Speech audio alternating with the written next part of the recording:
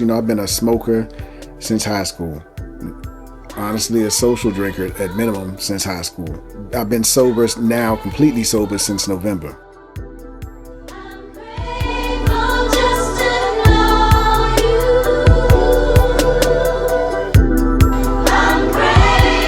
I haven't had anything to smoke, and I really stopped my heavy drinking about 6-7 years ago, and I'd probably have 3 drinks a year. After that, if that. And actually, for the first 2 years, when I quit, there was nothing for a while because I was just like worried about whether I was I was an alcoholic. Yeah, I was considering myself an alcoholic, but when I think about those substances, is what I've realized, and part of the reason why I stay away from them now is I realized that it's not just about the moments that you indulge in those substances. Their effects continue to impact you days, maybe weeks after you've used them. Especially if you use them chronically or repeatedly. So I wonder if part of my experience also could be a result of something I was just unaware of because I've always had some sort of substance in my system. Almost always. I mean, there were times when I quit. Like I know when I was working on getting custody of my son, for example, I definitely didn't do a thing. I was drinking, but I was drinking lightly and much more carefully. Well, there was probably always still some drinking in there, but it would be metered. So I just wonder what my experience is going to be now sober. So I'm looking forward to all of these different things because I feel like I'm experiencing a whole different life right now. And it hasn't changed a whole lot, but I'm seeing some things that have changed. And I'm wondering now if implementing some routines and trying some of these things that I didn't, that didn't work out well for me before, if they're working differently now with sobriety in my pocket. So I'm definitely would advocate for, especially the physicians or I'm an advocate for professionals. Period. Maybe I'm biased. We might get to the bias why I'm biased about that later on in this, but I just think that we do so much from the time we wake up to the time we go to sleep. We'll never have time to kind of check every box of the things that we need to do in life without having some type of community. And sometimes that community is going to be someone who you pay for a service. Yeah. It's going to be a professional that you know, like, and trust. Because if you try to take on all this stuff by ourselves, that ain't it, man. That's not master of none. Yeah, that's not it. So being able to have people who you know, like, and trust is huge, to just be able to say, you know what, I got this on my plate, but I can slide it over to Shaah. I can slide it over to, the doctor so-and-so. I can slide this over there. And I trust what they're going to come back with or what they're going to tell me or the conversation that we're going to have. Right. And you're not going to like the conversation every time. And I think that might be a reason that we also kind of shy away from professionals, because we know we doing stuff we're not supposed to do. I don't care what kind of professional we talking about, whether it's medical, whether it's financial, whether it's, we know we doing stuff. We just don't want anybody to tell us. Yeah. Yeah. Because we don't want to hear it. Because when we hear it, it's kind of like, so we it's like having this, it's almost like being a kid. You know what I'm saying? Like don't tell me. I think it's ego, honestly. I mean, just boil it down. I think a lot of us just can't handle somebody else telling us, about ourselves. I mean, and we may know it about ourselves the whole time, but for somebody else to shine that light, there's a degree of embarrassment that comes with that. And then there's a degree of extra accountability, I think, that comes when somebody from the outside looking in points out something that is already wrong, or you're already wrong about, or where that you've got to make a change that you may not be ready or willing to make. And as this sidebar, but you mentioned cholesterol. I know that's something that high blood pressure and cholesterol, especially in our community, are things that I notice we're frequently diagnosed with. Yeah. And I'm just wondering, because we often mention, or it's often said that these things are hereditary, but one thing my wife and I talk about frequently is, one of the things we inherit, besides the genes and the genetics, is our habits, our living habits, but especially our eating habits. And I wonder when it comes to cholesterol and high blood pressure, if did when in that time when you were kind of resistant to taking the meds, did you guys try and change any habits on top of what you were doing, and how did what was that experience like for you? So definitely went straight to diet and exercise, right? That's kind of top of list of almost anything when it comes to your, what you put in your body, right?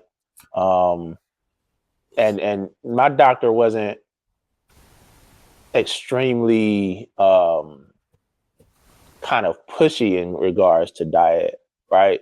But he would always make a mention of, you know, hey, these are healthy fats. Have you tried the Mediterranean diet?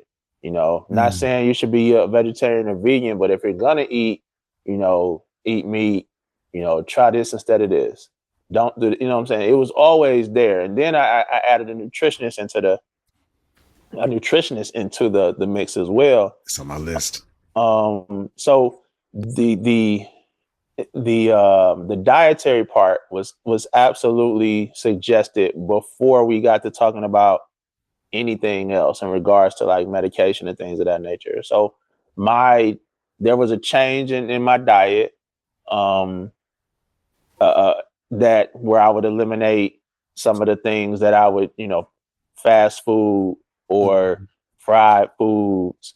Those were probably my two biggest culprits: fast food, fried foods, and some good chocolate cake or something. Right. So those were three of my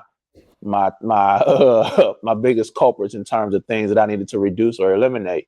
So I did that. Right. I tried doing a Mediterranean diet.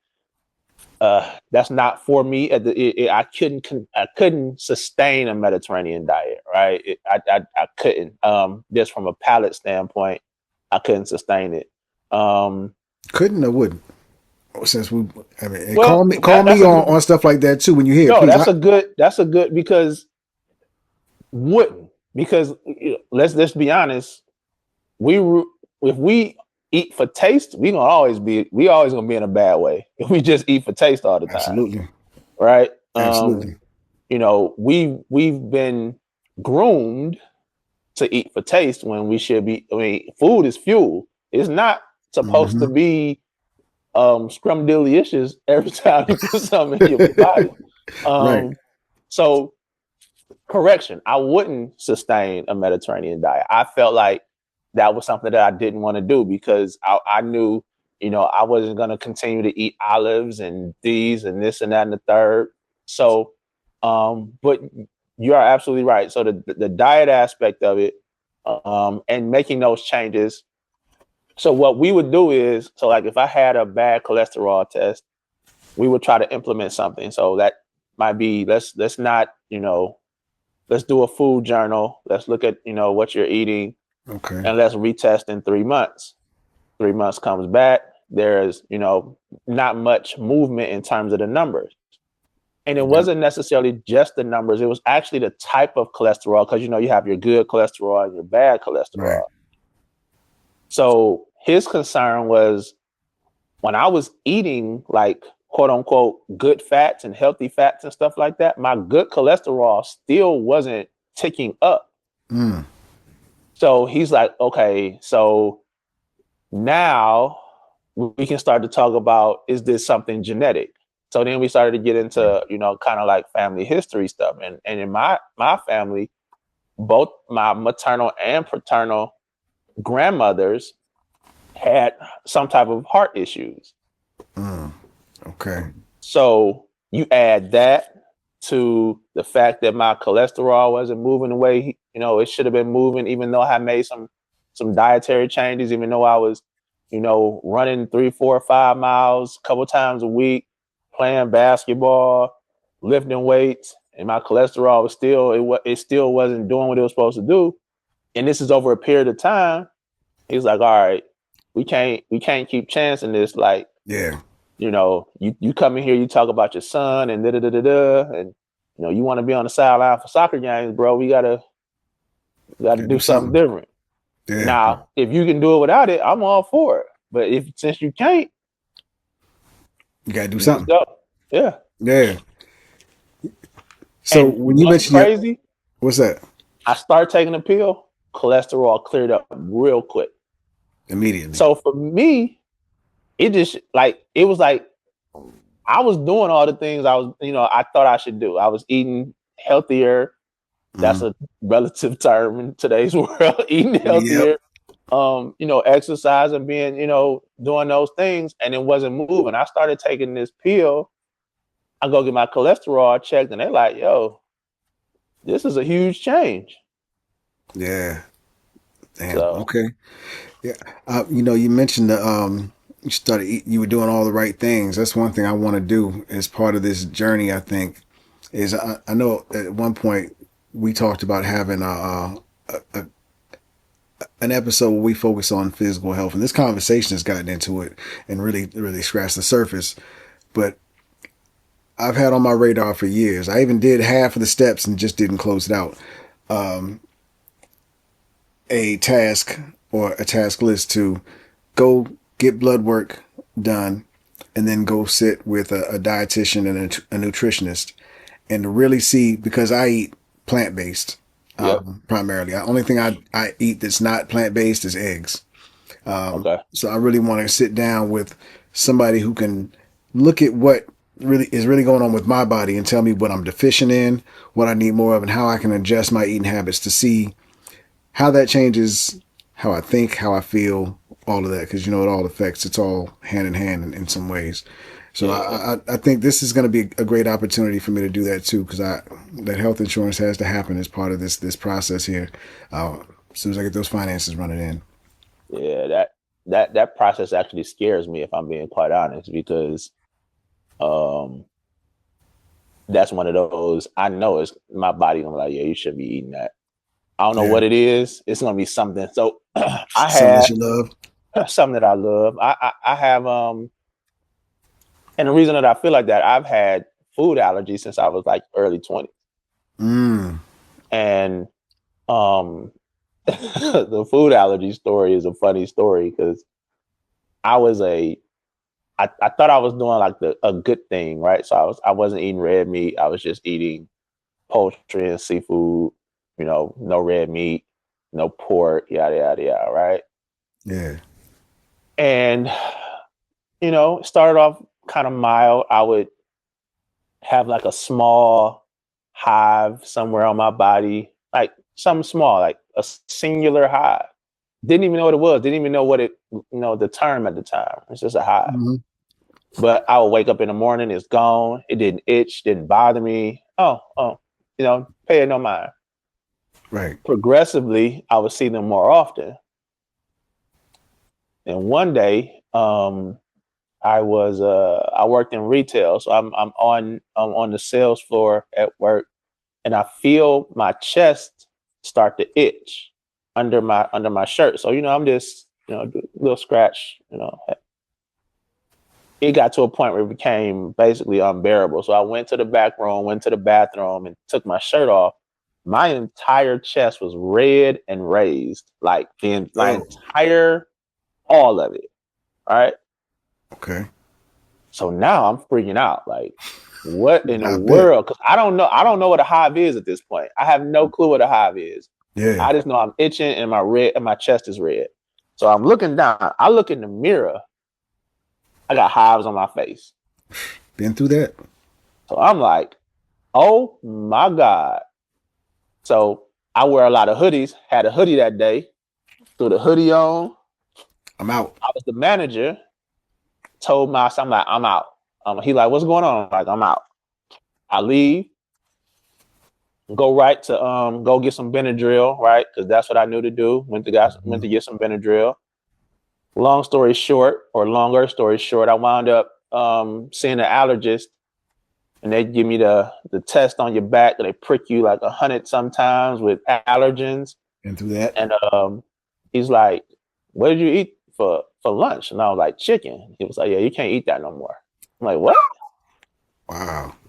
He's like, "Yeah, you're allergic to chicken." I mean, he gave me this list, and he might as well said, "This is what you can't eat," because this list was huge. Goodness. Okay. Thanksgivings weren't the same, so no, I couldn't eat seafood. I couldn't eat poultry. Like it was now. This allergist, he didn't look like me, right? And I'll never forget what he said to me when I left his office that day, because we were talking about, kind of how I eat this, that, and the third. And he was like, quit trying to be healthy and go eat a steak. Wow. And I was like, wait, aren't you're a medical doctor, bro? Like, what are you, how can you say, in my head, I'm like, how can you say quit trying to be healthy? And go eat a steak. Yeah. So, I mean, now granted, if I'm eating meat, my list of meats were limited because of my allergies, right? Right. But that just was crazy to me. No, that's So I have, madness. my experiences with doctors hasn't always been peachy, but that was crazy to stop trying to be healthy and eat you a steak. So That's madness. That's crazy. Wow. Yeah, I had the allergy test as well, but I didn't. I was in my teens when I had it. I used to get allergy shots. Started out once a week, once every 2 weeks, then once a month, because I was allergic to life. Basically, they gave me that test, and I think I responded to like 99 out of 100 things that they pricked me with. But I don't remember food being one of those things. But for some reason, giving up foods for the most part, for most of my life, hasn't been as big a challenge as I realized. For example, in my teens, I came across the Nation of God's Nerfs, and I learned the brothers didn't eat pork. I learned about pork, and I was like, okay, this is something I can cut out. I I loved my bacon, but I cut my bacon out, cut out pork, and I had never eaten seafood really, except for when my mother would make shrimp fried rice. So I didn't have as hard a fight as most people would have with leaving seafood alone. But also yeah, one of the things that we were taught was not to eat shellfish. So cool, no crab, no lobster. Never had it anyway, so I'm not gonna miss it. And the shrimp, I only had the little tiny shrimp that my mother would put in the shrimp fried rice. So I didn't have a real taste for shrimp yet. So easy to change that. When I went away to college, there was a period when I realized that it had been about 6 months since I'd been to McDonald's, and that was the only place I really ate beef. Was the fast food burger. So I was like, oh well, I haven't had beef in 6 months, so I'm gonna just cut it. So cutting meats was easier for me than I think it is for a lot of other people. I'm very much a loner. I've been very much a loner most of my life, so I wasn't socially eating a lot of things too. And I think a lot of people pick up their what they yeah, eat when you're, from who they're yep, around. So it was pretty easy for me to drop those. And then chicken and turkey and fish I kind of cut down on most fish just because I was looking at where how I was thinking about the farm raised and all this and that, so I'd whittle myself down to salmon primarily as my fish. And when I met my wife, when we started dating and spending time together, she was just the pandemic actually, she said she'd wanted to get down to try being vegan. So I was like, well, I'll give it a shot. And we've been there ever since. So it's not it wasn't a big challenge for me. I think because I'd had so much practice leaving foods alone yeah, anyway, and I think that was an easier thing for me to leave alone than leaving alone weed. To tell the truth. Now, if you'd asked me to leave that alone or leave alone any other vice, I might have had a problem for a while. There are other vices. Women were definitely a vice before I met my wife, but I'd already kind of whittled down. Like I think it was probably about 4 or 5 months before I met my wife that I stopped drinking hard liquor. okay, And then when we got together, the day that we decided to become a couple, I quit cigarettes cold turkey that day, mm, which I'd been trying to quit for 20, 30 years.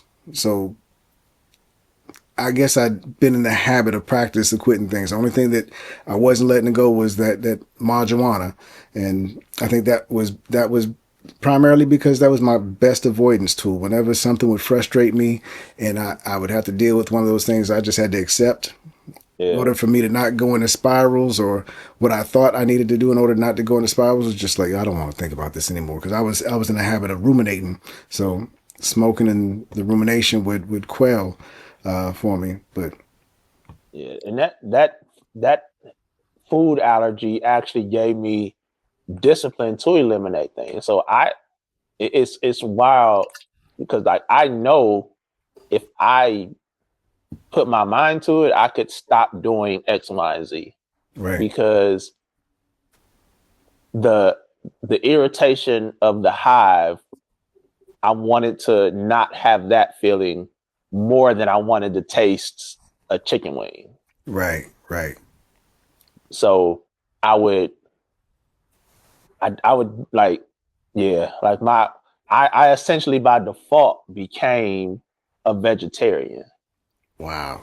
because I couldn't eat the meats that I wanted to eat, Mm-hmm. and I didn't want to just go eat a steak.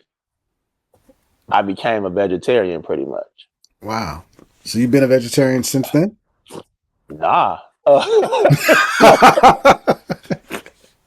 So the thing about it was I would continually get tested, right? And so when you get these tests, you get this rating like 1 to 4. If you have a 4, like you're really allergic to said thing. Um, and then like the doctors would say, hey, if you eliminate this from your diet for a while, you might be able to re-enter it at some point in time because your Wow. body kind of resets. Oh, okay. So I got a test, and poultry came back a 1. I was like, Ding. I'm back in the game.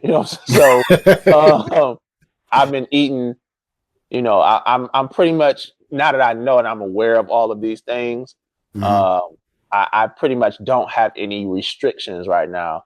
But I do Gotcha. have an EpiPen. I do take allergy medicine on a daily because apparently I'm allergic to inside and outside along with food. My Um, goodness, man. so, Good for you. um, so it's manageable now because now I know, but having that discipline to say I'm a cook a meal, um, but I'm not gonna have any meat, like having to do that. So I know that if worst came to worst and I decided that I wasn't going to partake in whatever the case may be, that Yeah. I've proven to myself that I can do it again. It's just that at this point, I like chicken wings. So, Yeah. and Just not interested right now. yeah, I'm not interested in it right now. I feel that. I understand that, man. You know what? When I quit drinking, I didn't realize that the sugar and the alcohol, my body was going to crave that. So I went from never eating sweets to having something sweet every day. Like Mm, I was tearing up Reese's cups. I was going to the gas station at midnight and just getting the most wild random shit. Pardon my French. I was definitely like seeing how my addiction shifted uh, shifted to from one thing to another. So that's also something I had to be very careful of.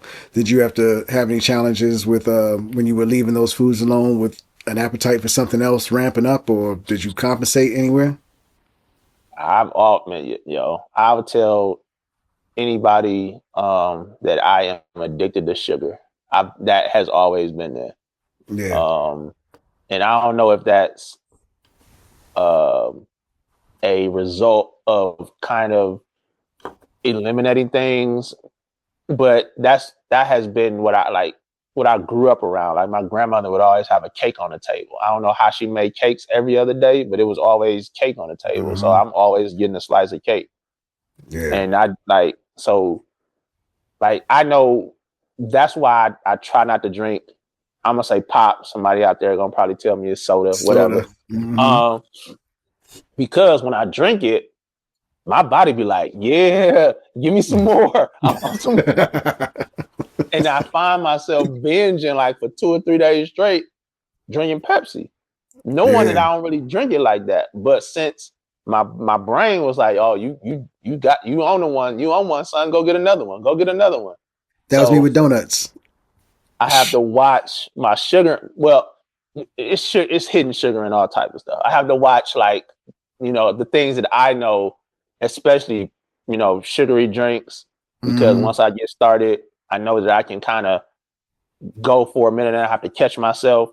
Yeah. Um, I did something, I don't know, it was some years back, and I did, and it's really changed like the way I look at things. So I went 21 days all like raw, no added, no sugar, no nothing, right? Mm-hmm. So, and I did that for 21 days, like a raw diet. It was weird at first, then I got used to it by about a week, and then by that time it became habit. But then when it was over, I was so happy to be able to. I went and I binged on all the stuff that I hadn't been eating during that Mm-hmm. 21 days. But so this is what tripped me out. Um, I made a peanut butter and jelly sandwich. Ooh. Maybe on day 2 after I finished, right? Mm-hmm. And when I tell you, I could smell every chemical in bread. I smell everything in bread.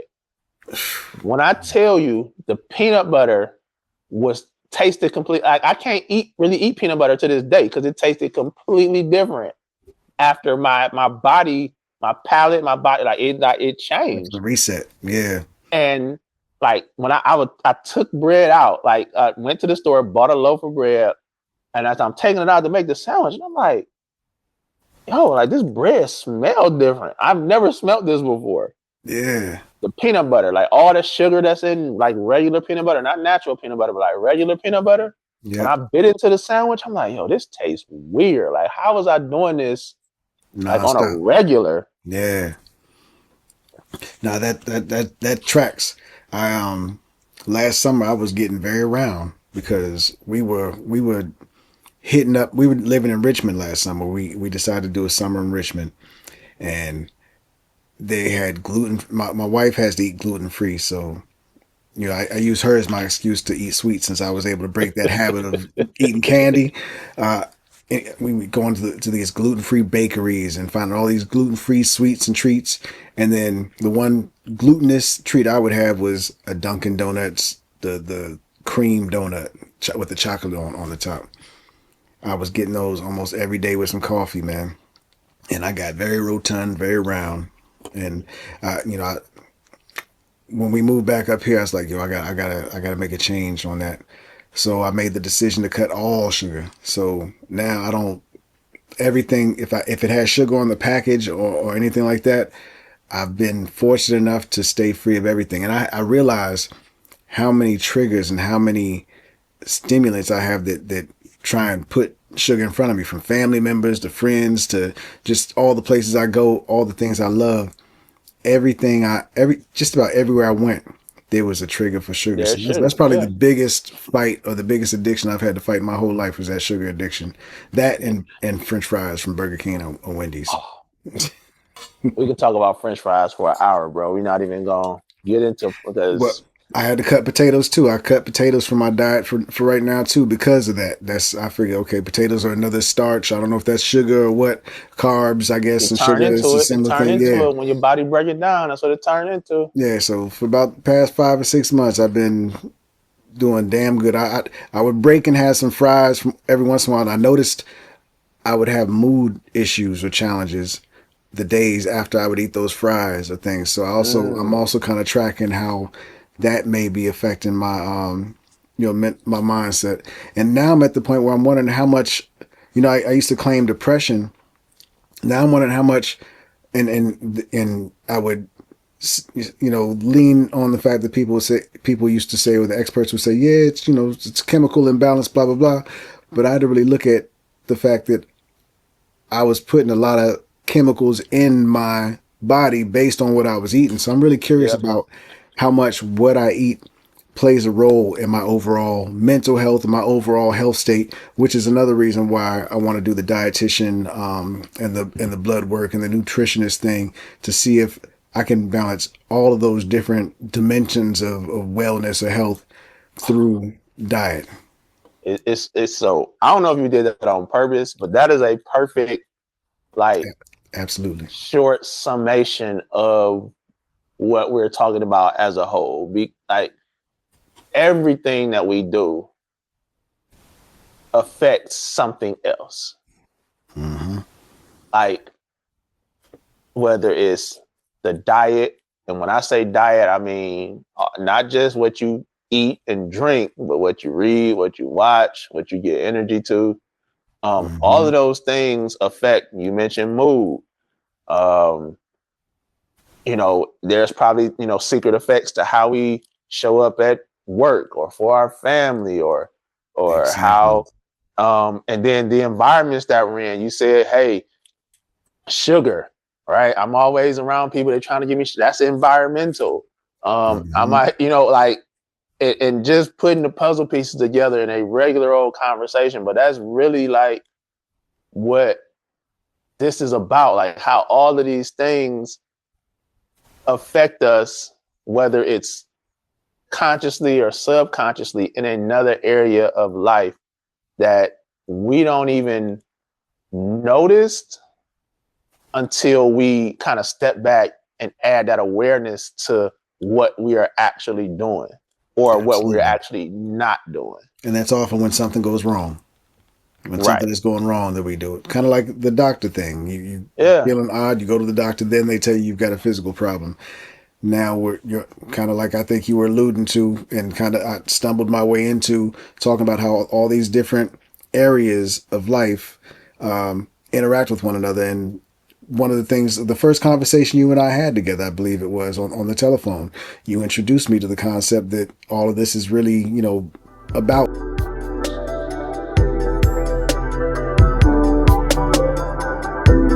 No perfect people, just better moves.